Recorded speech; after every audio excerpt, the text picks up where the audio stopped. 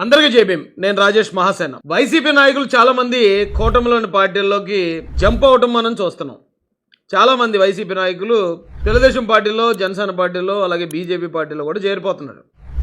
అయితే ఈ కూటమి పార్టీల కార్యకర్తలు కాస్తంత అసంతృప్తిగా ఉన్నారు. ఉదాహరణకి మొన్న మంగళగిరి వైఎస్ఆర్సీపీ నాయకుడు గంజి చిరంజీవి గారు జనసేన పార్టీలో చేరాడు. అంతకుముందు బాలినేని శ్రీనివాసరెడ్డి అనే వైఎస్ఆర్సీపీ నాయకుడు అదే జనసేన పార్టీలో చేరాడు. దాన్ని అక్కడున్న తెలుగుదేశం క్యాడరు వ్యతిరేకించడం మనం అందరం చూసాం.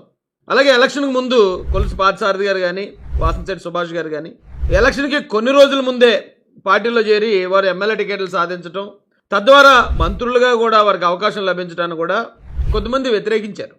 ఇక రాజ్యసభ సభ్యులుగా వేద మస్తానరావు గారు, ఆర్ కృష్ణయ్య గారు వైఎస్ఆర్సీపీలో వారు రాజ్యసభ సభ్యులుగా కొనసాగుతూ వైసీపీ నుంచి కూటమికి రావడంతోనే కూటమి తరపున మళ్ళీ రాజ్యసభ సభ్యులుగా వారు ఎన్నికవడాన్ని కూడా చాలామంది జీర్ణించుకోలేకపోయారు.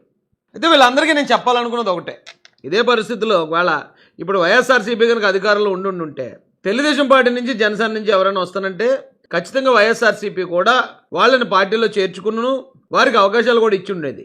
ఇది ఏ రాజకీయ పార్టీ అయినా చేసేదే అండి. నిజానికి అలా చేస్తేనే రాజకీయ పార్టీలు మనుగడ ముందుకు సాగుతుంది. ఎందుకంటే ఎప్పటికప్పుడే రాజకీయ పార్టీలు వాటి బలాన్ని పెంచుకోవాలి.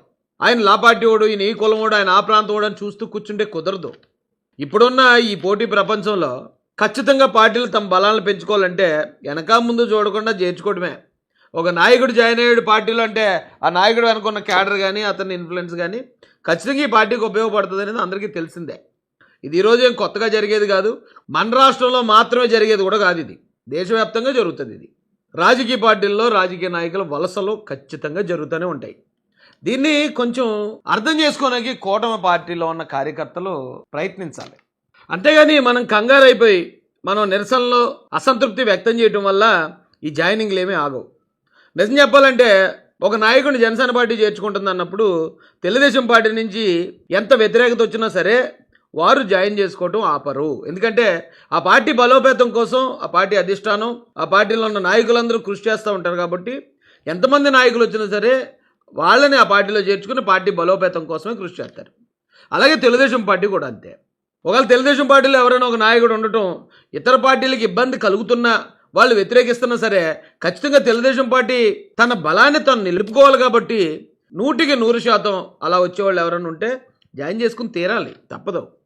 అలాగే బీజేపీలో కూడా మొన్న ఎవరో అయ్యన్న పాత్రుడు గారు వద్దు అన్న వ్యక్తిని బీజేపీ జాయిన్ చేసుకుంది అని చెప్పి కొన్ని వార్తలు చూశాను. ఖచ్చితంగా జాయిన్ చేసుకుంటారు. ఎందుకంటే ఇక్కడ బీజేపీ బలోపేతం అవ్వాలని చాలా గట్టిగా ప్రయత్నిస్తుంది. అలాగే జనసేన పార్టీ కూడా తన బలాన్ని ఇంకా పెంచుకోవడానికి 100% ప్రయత్నిస్తుంది. కనుక అనివార్యంగా జరిగే ఇలాంటి చేరికల మీద క్యాడర్ ఎవరో ఆందోళన పడొద్దని మాత్రం హృదయపూర్వకంగా తెలియజేస్తున్నాను. అయితే క్యాడర్కి ఈ సూచన సలహా ఇస్తూనే పార్టీ అధిష్టానానికి కూడా ఒక చిన్న రిక్వెస్ట్ ఇవ్వాలనుకుంటున్నానండి. అది తెలుగుదేశం కానివ్వండి, జనసేన కానివ్వండి, బీజేపీ కానివ్వండి. వైఎస్ఆర్సీపీ గవర్నమెంట్ ఉన్నప్పుడు ఆ పార్టీలో ఉన్న నాయకులు తెలుగుదేశం, జనసేన కార్యకర్తల మీద చాలా ఘోరమైన అణిచివేత చేశారు. దారుణమైన కేసులు పెట్టారు, రకరకాలుగా వేధించారు, హింసించారు. అయినా కూడా తెలుగుదేశం, జనసేన కార్యకర్తలు ఎక్కడా వెనకడుగు వేయలేదండి.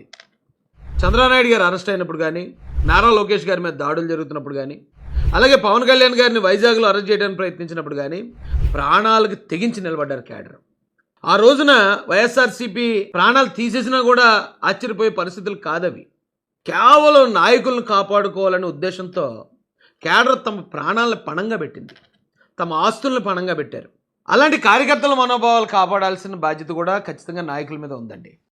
నాకు ఈ తెలుగుదేశం పార్టీ అలాగే జనసేన పార్టీలో ఉన్న కొద్దిమంది కార్యకర్తల బాధ చూసినప్పుడు నాకు ఏమనిపిస్తుంది అంటే, మల్లేశ్వరి అని అప్పట్లో సినిమా వచ్చింది, వెంకటేష్ గారి సినిమా. ఆ సినిమాలో కత్రినా కైఫ్ గారు హీరోయిన్ ఒక రాజకుమార్ గారు నటించారు. ఆ రాజకుమార్ గారిని చంపడానికి కోటా శ్రీనివాసరావు గారి బ్యాచ్ చాలా గట్టిగా ప్రయత్నిస్తూ ఉంటారు. ఎందుకంటే ఆ రాజకుమార్ గారిని చంపేస్తే ఆస్తంతాలు కొట్టేద్దామన్న ఆలోచనతో కత్రినా కైఫ్ గారిని చంపడానికి వాళ్ళు చాలా ప్రయత్నాలు చేస్తూ ఉంటారు.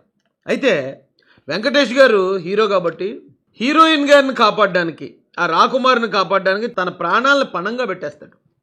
తన ప్రాణాలను పణంగా పెట్టి ఆ హీరోయిన్ గారిని కాపాడతాడు. అయితే ఇంటర్వెల్ తర్వాత ఆ హీరోయిన్ గారిని చంపాలనుకుంటున్న కోటా శ్రీనివాసరావు గారే వచ్చి నా కొడుక్కి ఈవినిచ్చి నేను పెళ్లి చేసుకుంటాను అనగానే హీరోయిన్ గారి తాతగారు ఈజీగా ఒప్పేసుకుంటారు. అప్పటి వరకు బద్ధశత్రువులుగా ఉన్న వాళ్ళిద్దరూ బంధువులు అయిపోతారు. అప్పటి వరకు ప్రాణాలు తెగించి పోరాడిన వెంకటేష్ గారిని నువ్వు వెళ్ళి అవుట్ హౌస్లో ఉండని చెప్పి ఇంట్లో నుంచి బయటికి తరుముతారండి. అక్కడ వెంకటేష్ గారి పెర్ఫార్మెన్స్ అసలు ఎక్స్ట్రాడినరీగా ఉంటుంది. ఇప్పటి వరకు నేను ప్రాణాలకు తెగించి ఎవరి మీద అయితే పోరాడానో వాళ్ళు ఈ రోజున కలవగానే నన్ను నిర్దాక్షిణ్యంగా బయటికి పంపించేశారు అనే బాధను మనసులో పెట్టుకుని, లేదు ఎక్కడున్నా సరే హీరోయిన్ గారు బాగుంటే నాకు కావాలి, రాకుమార్ గారు బాగుంటే నాకు చాలు అది అని సంతృప్తి పడుతున్నట్టు ఆయన పైకి మాట్లాడే మాటలు అద్భుతంగా యాక్ట్ చేశారు ఆయన అక్కడ. సేమ్ ఇప్పుడు అలాగే ఉందండి తెలుగుదేశం పార్టీలో, అలాగే జనసేన పార్టీలో ఉన్న కొద్దిమంది కార్యకర్తల పరిస్థితి. ఆ రోజు నాయకుల కోసం ప్రాణాలు తెగించి పోరాడాం, మనం ప్రాణాలని పణంగా పెట్టాం. ఆ రోజు ఎవరైతే మా నాయకుల్ని చంపాలని చూసారో, మా నాయకుల్ని ఇబ్బంది పెట్టాలని చూసారో, ఈరోజు వాళ్ళే వచ్చి కలిస్తే మా పరిస్థితి ఏంటి అన్నట్టు వాళ్ళు పడుతున్న బాధ, ఆ బాధలో కూడా కొంచెం అర్థం ఉందండి. అయితే నేను పార్టీ పెద్దలను కోరేది ఒకటే, అలాగే కార్యకర్తలను కోరేది కూడా ఒకటే. కార్యకర్తలారా, మీరందరూ అలవాటు చేసుకోండి. ఖచ్చితంగా రాజకీయ పార్టీలు, రాజకీయం అంటే ఖచ్చితంగా ఈ చేరికలు అనేవి జరుగుతూనే ఉంటాయి. అలాగే పార్టీ పెద్దలకు కూడా నేను ఇచ్చే రిక్వెస్ట్ ఏంటంటే, ఎంతమందినైనా చేర్చుకోండి పార్టీలో. ఎందుకంటే పార్టీ బలపడడం అనేదే అల్టిమేట్ లక్ష్యం. పార్టీ బలంగా ఉంటేనే మనం విజయావకాశాలు మెరుగుపడతాయి. కాబట్టి ఎంతమందినైనా చేర్చుకోండి, కానీ ప్రాణాలు ఇచ్చైనా సరే మిమ్మల్ని కాపాడుకోవాలనే కార్యకర్తలను మాత్రం ఖచ్చితంగా మీరు కూడా గుర్తించండి. వారిని కూడా కాపాడే విధంగా వారిలో ఒక నమ్మకాన్ని కలుగజేయాలని మాత్రమే హృదయపూర్వకంగా రిక్వెస్ట్ చేస్తూ, జై భీమ్, జై భారత్, జై జై మహాసేన, జై తెలుగుదేశం, జై చంద్రబాబు, జై జై లోకేష్ అన్న.